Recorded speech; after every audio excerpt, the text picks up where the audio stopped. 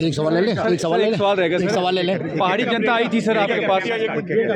Sir पहाड़ी जनता आई थी कुछ बयान लेके आपने एक मिनट सर, दे देने एक बार। कुछ सुनाई नहीं हुआ सर।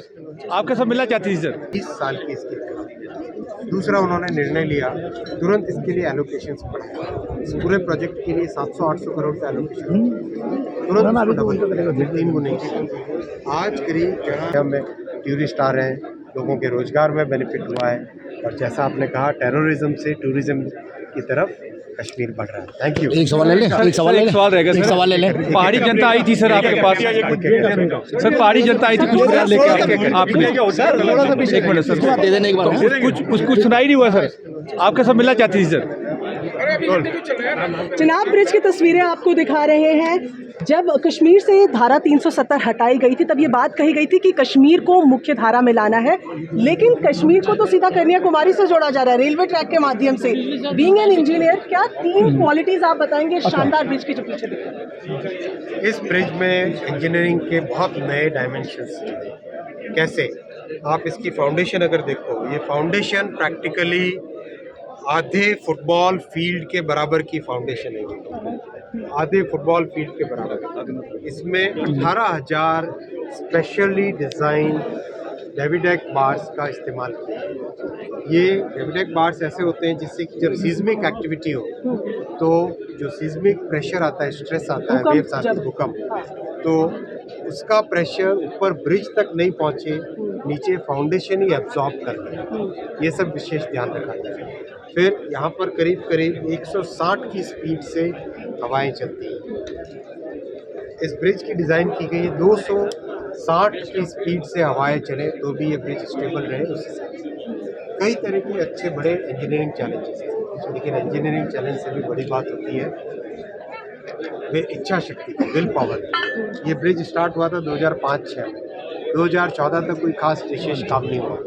2014 में देश का नेतृत्व संभालते ही प्रधानमंत्री श्री नरेंद्र मोदी जी ने सबसे पहले कामों में से जम्मू कश्मीर की इस रेलवे लाइन का रिव्यू किया, बड़े बड़े फैसले लिए। एक फैसला लिया, ब्रिज की लाइफ 100 साल से ज़्यादा होनी चाहिए, ऐसा मोदी जी ने कहा। तो आज इस ब्रिज की जो डिज़ाइन है, ये डिज़ाइन 120 साल के लिए डिज़ाइन है। फिर टनल्स, बहुत ही इम्पोर्टेंट टनल्स हैं। एक एक टनल में आप जाके देखिए, बहुत डिफ़िकल्ट काम को अंजाम दिया। दूसरा, आते ही मोदी जी ने इस प्रोजेक्ट के लिए, जम्मू कश्मीर को जोड़ने वाले इस महत्वपूर्ण प्रोजेक्ट के लिए, जहां मात्र 700-800 करोड़ का एलोकेशन होता था, तुरंत एलोकेशन को डबल किया, 3 गुना किया, 4 गुना किया और आज 6,000 करोड़ का एलोकेशन है इस प्रोजेक्ट। आप जो लगातार बात कर रहे हैं, आप बता रहे हैं कि किस तरीके से इस पूरे लिंक को तैयार किया गया है। स्ट्रैटेजिकली भी ये बहुत ज़्यादा इंपॉर्टेंट, टूरिज्म तो जाहिर तौर पर बढ़ेगा ही बढ़ेगा, बॉर्डर्स से भी ज्वाइन हो रहा है। एक ऐसा ही एक और प्रोजेक्ट जो बिलासपुर से आपका लेकर चल रहा है, उसकी भी फाइनल रिपोर्ट, प्रोजेक्ट रिपोर्ट तैयार हो रही है, उस पर कोई डेवलपमेंट है? क्योंकि ये भी हमने देखा कि कनेक्ट ही हो रहा है बिल्कुल घाटी के साथ। बहुत जल्दी आप देखेंगे खूब अच्छे नए नए प्रोजेक्ट्स। लेने एक सवाल लेने भाई, एक सवाल लेने। इसको सिर्फ डिजाइन किया गया था लेकिन अब उसको धरातल पर लाया गया। चिनाब का ये ब्रिज इंजीनियरिंग का एक मार्वल है। दुनिया का सबसे ऊंचा रेलवे का आर्च ब्रिज है। इसको अगर आप देखें तो इसमें बहुत सारे चैलेंजेस थे। अर्थक्वेक प्रोन एरिया है, तो इसमें सीस्मिक एक्टिविटी रिक्टर स्केल 8 पे उसके लिए डिज़ाइन किया गया है। अगर आप इसका फाउंडेशन देखें तो ये फाउंडेशन ही प्रैक्टिकली आधे फुटबॉल फील्ड के बराबर है, इतना बड़ा इसका फाउंडेशन है। और इस फाउंडेशन में स्पेशली डिज़ाइंड 18,000 डेविडेक बार्स यूज़ हुए हैं। इस ब्रिज में करीब करीब 28,000 टन स्टील का उपयोग हुआ है। बहुत ही इम्पोर्टेंट ब्रिज है, कश्मीर वैली को देश भर से जोड़ने वाला। देखिए, इंजीनियरिंग चैलेंजेस तो पार किए जा सकते हैं, सबसे बड़ी बात होती है नेतृत्व की बात। 2005-06 में शुरू हुआ था ये ब्रिज, 14 तक कोई खास काम नहीं।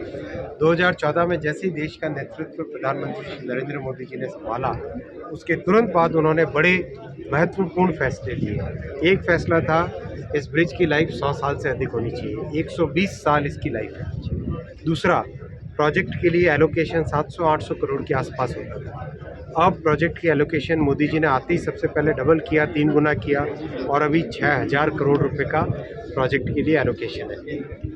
तो जब देश का नेतृत्व बहुत ही स्ट्रॉन्ग इच्छा शक्ति के साथ डिसाइसिवनेस के साथ कुछ भी काम अपने हाथ में लेता है तो इंजीनियरिंग चैलेंजेस को पार करके देश इस तरह की कामयाब मिसालें खड़ी करता है। हिमालयन रेंज में ऐसा प्रोजेक्ट बनाना कितना चुनौतीपूर्ण रहा इंजीनियर्स के लिए? मुश्किल था, डिज़ाइन बहुत ही कॉम्प्लेक्स थी, लेकिन हर तरह की मुश्किल को पार करके आज अगले दिसंबर जनवरी में ये प्रोजेक्ट कंप्लीट हो उस दिशा में बढ़ रहे हैं। प्रधानमंत्री को भी हम आता यहाँ पर देख सकते हैं। ज़रूर। और सर का एम्प्लॉयमेंट कैसे जनरेट होगा यहाँ पर, कैसे ज़्यादा से ज़्यादा लोगों को एम्प्लॉयमेंट यहाँ पर मिलेगा इस ब्रिज के जरिए, इस पूरे जैसे ही रेलवे कनेक्टिविटी आती है उस जगह की इकोनॉमिक एक्टिविटी बहुत बढ़ जाती है, एम्प्लॉयमेंट बढ़ता है। धन्यवाद। से बात करेंगे। वो बनने में 17 साल लगे, 17-18 साल लगे हैं। वजह क्या थी इतनी देर होने की, क्या वजह रही? इच्छा शक्ति की बात होती है, नेतृत्व की इच्छा शक्ति का बहुत महत्व होता है। 2005-06 के आसपास ये काम चालू हुआ था। 2014 तक कुछ विशेष इसमें प्रोग्रेस नहीं हुई। जैसे ही प्रधानमंत्री लोकेशन होता था तुरंत उसको बढ़ाया गया, डबल किया गया, 3 गुना किया गया और आज इस प्रोजेक्ट के लिए जम्मू और कश्मीर को देश के साथ जोड़ने वाले इस प्रोजेक्ट के लिए 6000 करोड़ रुपए का एलोकेशन है।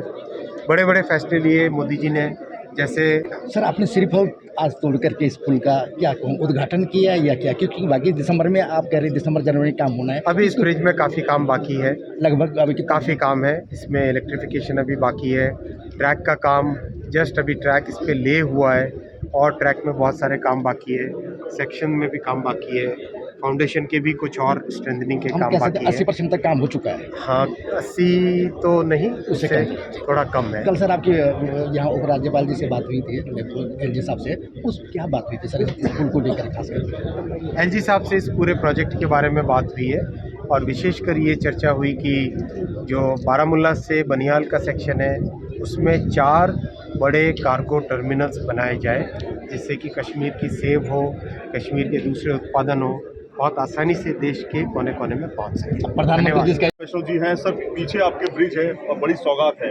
किस तरह से इस ब्रिज की खूबियाँ देख रहे हैं और क्या कहना चाहेंगे घाटी के वासियों से? देखिए, इंजीनियरिंग चैलेंजेस तो बहुत होते हैं, लेकिन सबसे बड़ी बात होती है देश के नेतृत्व का डिसाइसिव रोल। ये ब्रिज 2005-06 में चालू हुआ था, 2014 तक विशेष प्रोग्रेस नहीं हुई। जैसे ही प्रधानमंत्री श्री नरेंद्र मोदी जी ने देश का नेतृत्व संभाला, one of the first things he did was to review this project. तुरंत इस प्रोजेक्ट के लिए एलोकेशन बढ़ाया, कई फैसले लिए। उन फैसलों में से एक फैसला था कि ब्रिज की लाइफ 100 साल से अधिक होनी चाहिए जी। तो ब्रिज को इस तरह से डिज़ाइन किया गया कि 120 साल की इसकी लाइफ। और भी कई सारे निर्णय लिए गए जिसके कारण आगामी दिसंबर जनवरी के आसपास घाटी, कश्मीर घाटी देश के कोने कोने से जुड़ेगी। ऐसा प्रधानमंत्री जी का संकल्प है कि वंदे भारत भी कश्मीर घाटी में आए। धन्यवाद। आप देख रहे हैं पूर्ण ब्रिज बनकर तैयार हुआ है, प्रधानमंत्री मोदी ने किस तरह से मॉनिटर किया है और आगामी दिसंबर जनवरी तक कश्मीर वैली देश के कोने कोने से जुड़ेगी। कश्मीर की सेब देश के कोने कोने में बड़े आराम से, बहुत ही कम खर्चे पे, कम समय में देश के कोने कोने में पहुंच पाएगी। टूरिस्ट देश के कोने कोने से, दुनिया से आके कश्मीर वैली में बहुत अच्छी इकोनॉमिक एक्टिविटी बढ़ेगी। फुटबॉल मैदान का जिक्र किया, फुटबॉल मैदान का सर उसके बारे में जरा बता दीजिए। इस ब्रिज का डिज़ाइन ऐसा है कि इसकी जो फाउंडेशन है, ये फाउंडेशन ही फुटबॉल के मैदान के आधे के बराबर है। Thank you. तो देखिए कितना महत्वपूर्ण ये ब्रिज है, उसको बनाकर तैयार किया गया है और रेल मंत्री ने कहा कि सब हो चुके थे ना। सर एक सवाल छोटा सा सर, पहाड़ी लोकल करा देंगे और मिल जाएगा। देश के लिए स्ट्रेटजिक